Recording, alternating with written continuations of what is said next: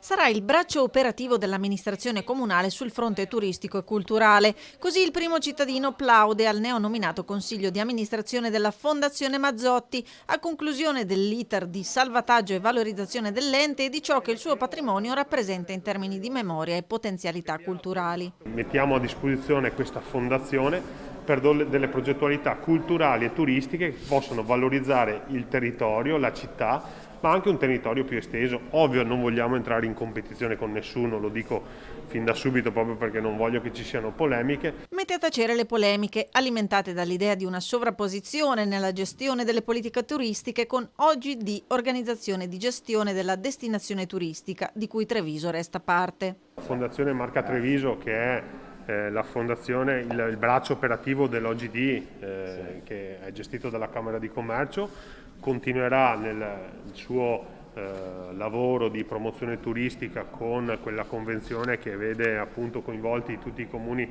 della provincia e nel caso del comune di Treviso dialogherà insieme alla Fondazione Mazzotti per quanto riguarda le politiche promozionali e turistiche della nostra città. Sono convinto che il Presidente Pozza manterrà fede a quello che è l'impegno che si è preso. Presieduto dal paesaggista urbano Claudio Bertorelli, il nuovo CDA della Fondazione Mazzotti schiera una squadra di esperti in campo culturale, paesaggistico e turistico. Prossimo step la creazione di un comitato scientifico che definirà i progetti da mettere in campo. Una grande squadra che lavorerà per rendere e valorizzare il nome di Giuseppe Mazzotti, ma anche per portare eventi, mostre a Treviso con una visione che va al di là del comune, che è regionale ma anche nazionale.